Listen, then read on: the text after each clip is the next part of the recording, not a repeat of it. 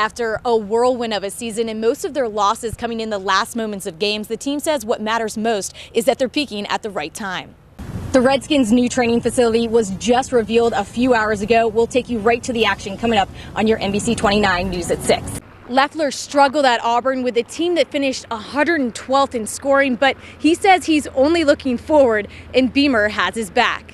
I'm at Virginia Tech now, and to talk about what happened at Auburn, I think that's unfair. Coach O'Connor has put out multiple two-way players, Danny Holtzen, Sean Doolittle, and Shane Holley, just to name a few. He says it's extremely critical how you manage an athlete like that so that they're as effective as possible when they hit the field.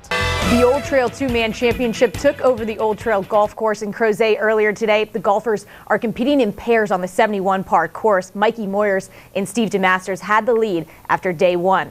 Mother Nature provided a wet start for the Virginia football team, but the Hoos put away their first W as they took down BYU 19-16.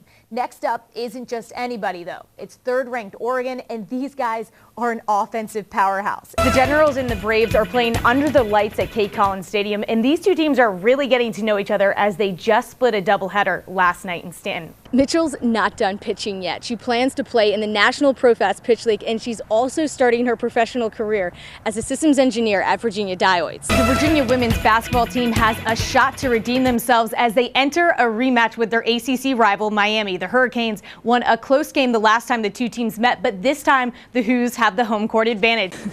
It was a first-year show here at John Paul Jones Arena. Justin Anderson had 18 points for the Hoos, while his teammate Taylor Barnett was a firecracker off the bench. He scored 13 points, and he only played for 13 minutes. And our Mary Dunleavy is there. F-L-U-C-O-S, Fluvanna, Flukas, we are the best.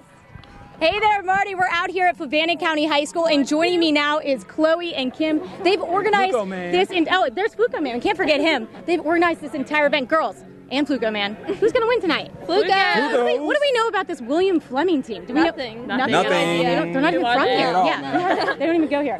But listen, Marty, these guys only won 2 games last year, but they're saying this year it won't be the case. Mary Dunleavy. Thanks, Marty. The Charlottesville Knights lost their first game of the year to Eastern View 24-6 last week, but somebody was missing. Jefferson District first teamer and star running back Chris Thurston was out with an ankle sprain, and now he's back and ready to take on Culpeper, who also lost their first game of the year. And here's Thurston right here, ready to go on the field with the captains, getting ready, getting into it. Culpeper's opening drive, though, Jeremy Robson pitches it to Bruce Mosley, who will fight through the Black Knight defense for the 12-yard touchdown. Culpeper leads 8-0 after the 2-point conversion.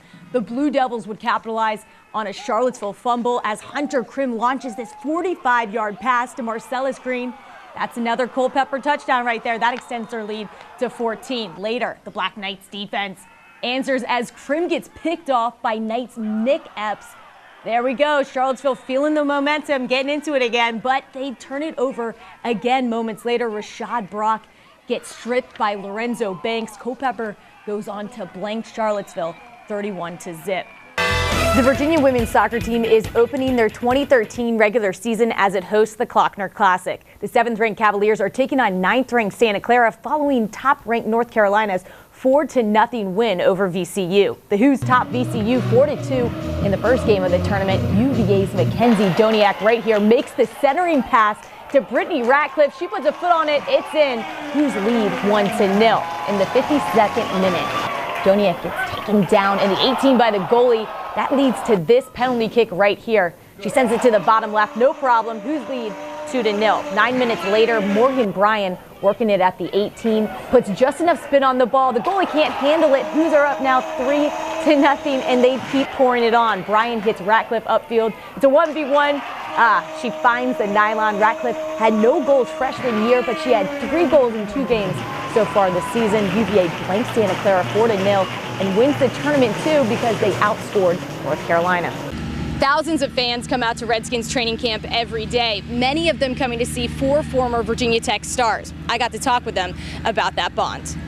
You never forget that college experience, and you never forget what it was like them 2, 3, 4 years you were in college, trying to get to where you at now. Wide receiver Josh Morgan, cornerback D'Angelo Hall, center Will Montgomery, and outside linebacker Darryl Tapp used to wear maroon and orange, but now they're all Washington Redskins. Hall and Tapp played on the same Deep Creek High School team, and their ties to Montgomery go way back. D'Angelo and Darryl Tapp, I got to play against those guys in the state championship game in high school too, and I got to beat those guys, so I get to rub it in with them a little bit. Still some tough feelings so there? for people that didn't understand, Will Montgomery and Centerville beat Deep Creek, D'Angelo Hall and myself in the state championship game on some fluke plays. The 4 former Virginia Tech players on the roster are the most from one college, tied with Nebraska.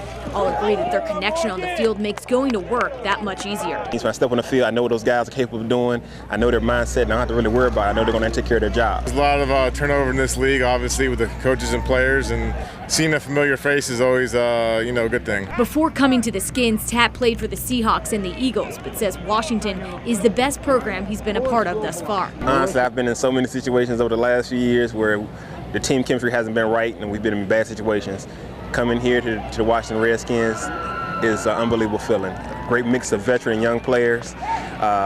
The organization's on the right page and everybody's ascending, so the sky's really the limit for us. These 4 Hokies who went from Beamer Ball to the big leagues have their sights set high. We want to get in the playoffs and then just make a run, to get a Super Bowl. That's our ultimate goal. The 20th ranked UVA men's soccer team is taking on 19th ranked St. John's in a top 20 showdown at Klockner Stadium. We were right in the middle of the Cavalier huddle. Pre-game dance going on right there. Just minutes into the game, true freshman Jordan Allen trying to get his first career goal as a Wahoo just misses his post. But Allen isn't done yet as he sprints down the sideline. He makes the nice cross right there, deflects off the St. John's player, but Brian James gets the last say as he knocks it in for the goal.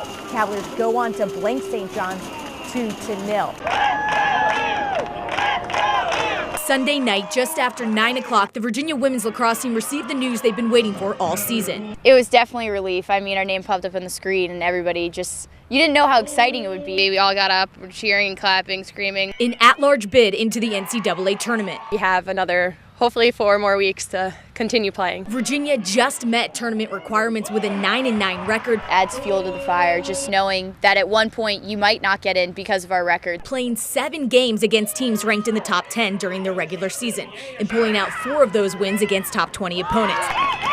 Really staying with a tough Maryland team that is #1 seeded in the tournament, and I think we played them straight up, and which gave our team just tons of confidence, and I think teams can see that, so I hope they're a little scared. The team says for that reason alone, they feel prepared. We can dig down, fight, and keep fighting. It shows how tough we are and how determined we are to continue to play. First up, the Hoos will take on Penn this Friday at 3 p.m. in Washington, D.C., and the winner of that game gets Georgetown. Our sets now become specific to UPenn, which is a great challenge, a team that we scrimmaged early on in the season. After a whirlwind of a season and most of their losses coming in the last moments of games, the team says what matters most is that they're peaking at the right time. We're ready. We're ready. We're definitely shaky in the beginning of the year. Some bad losses, some losses by 1. Being that's my last year, I couldn't be more happy to continue to play. Not having to say goodbye to all your teammates is just the best feeling, to know that you have another game to play and potentially 2, and then hopefully more after that.